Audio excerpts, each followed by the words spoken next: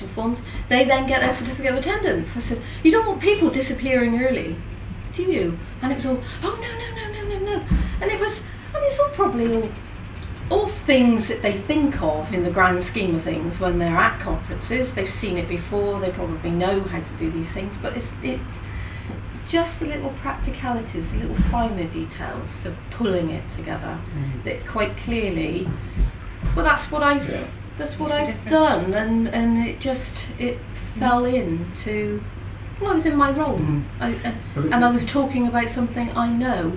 So although initially the setup was not my comfort zone, I mean, I've never been thrust into a meeting. This is a meeting for me, and it's not my comfort zone. It's something that I don't know, I think everybody sitting and just tuning into your little voice it's a big thing for me. It's not what I do. So actually being in a not a one-to-one, I mean, I can chat to people on my own sort of what are you saying? But actually in a meeting set up with people, well, I didn't know half of them I've never met before. Isn't that what you do in the reverse way, that you tune in? So, when Nigel was saying about how influential you are, for example, when you're talking on the phone, that it just feels to me that Nigel's recognised those qualities of you tuning in to the both the emotion and the needs of the person that you're actually talking with. And it just felt from what Nigel was saying about your influence, that this was very, very important to you, that sense of your ability to tune in to the other and then make an appropriate response. Now, you'll take that for granted, I think, and yet it's very, very significant. I think you have at times, because you're very sensitive to people's emotions and mood and so on. You can look at a telephone, you can sense what's happening. Even in email, you can sense what's happening there. And you do go with the situation, but you're very watchful about what's going on and match to the mood that's going on. That's my experience of it. And this was deliberate, and it was deliberate. To actually, Sandra's my PA. He's so mean. I am. I'm going to get meaner. But Sandra's my PA, and we've been talking about what that really means. It's not a super secretary, it's not a different title. It's actually representing me, and therefore I don't need to be in two places at once. There was no point for two of us being at a meeting. And it was a meeting that we judged was one where actually Sandra could go. She knew I was there. I was going to hold this. You were there. I was there. And it was one where we knew we were going to buzz. Now, you didn't believe that at the time. No. But no, I didn't. Actually coming back from it, this was almost a week ago, and we're still talking about it now because you enjoyed it.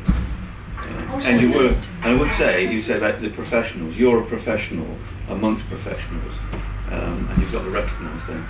You brought your expertise to that table.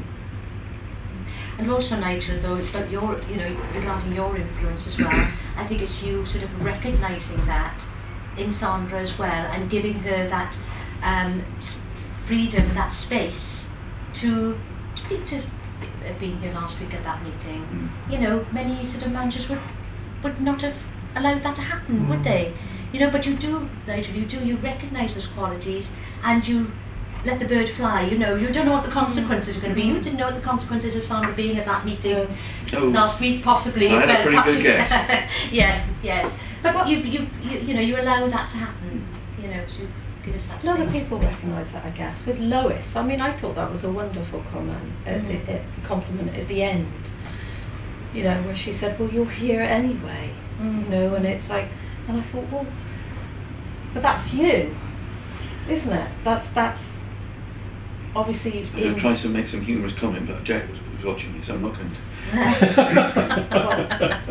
What? No. What? Go on. No. It's just I don't do anything without asking your permission. No, but in previous meetings, obviously it's set up so they know. So I suppose I wasn't coming into the meeting when they knew who I was. So some of them didn't know me. So when when they were all in and they knew who I was at that point, obviously they knew that I had your support and your respect in that meeting and in other setups with them. You were representing me, and they knew that. I was in the room, so you were representing me. So yeah, so I had a passage into that meeting, didn't I? In effect, and they were prepared to listen to me because they obviously knew that your support came with me, and. But this is a journey. This is not a one-off, and gradually we'll do more and more until you have to get more and more confidence about doing these. Well, it'd be interesting in other meetings because you said, well, you could go along to other meetings perhaps. So if you're thinking of meetings for me to go in and just be the eyes and ears of you, rather than in what I do, what I know, be interesting to see what the reception is from the other people present, because that's a different scenario altogether. Now they may view me as, what is the point in having Sandra here, because they're used to you being in, they ask you decisions, so they want a decision from you, don't they? Well, and you can look at them and say yes. Different meetings, aren't there? Whereas perhaps I need to be there to make a decision. And yeah, so therefore but there will be may meetings be a when different concept from people, because they might there will be meetings when actually you can do this on my behalf. And I mean, in terms of the budget, for example, we talked about it. What if they want more teas and so on? You know the budget. You've got authority to say yes, I'll provide the tea. You don't need to come back and see if Nigel wants to do that. So I've given you that responsibility, and we'll gradually do that so that you feel more and more able to say, yeah, I know Nigel will go for that. So that's the way I want to grow you. Like a bit of water in there, a bit of sunshine. Can I ask? I'm still reading my book. Yeah, are you? I am. My definitive personal assistant book. Yeah. Oh, yes.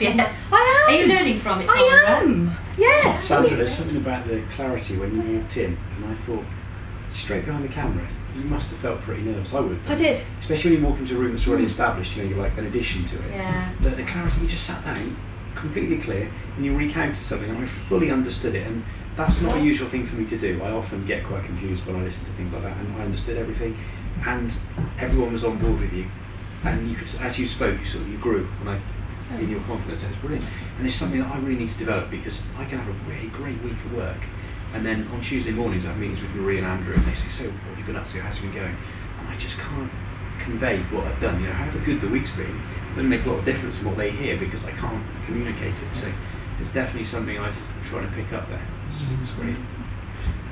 Yeah, can I also ask about whether we're picking up something which is really non-verbal?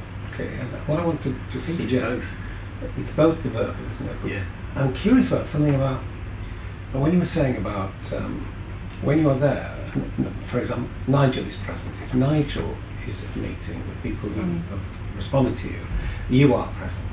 Okay. Now, what is just fascinating, and I think just on the video we'll have some of these relationships now that seem to me to link to what each of you are contributing to a meaning of inclusion, where your individual uniqueness is being expressed and recognised.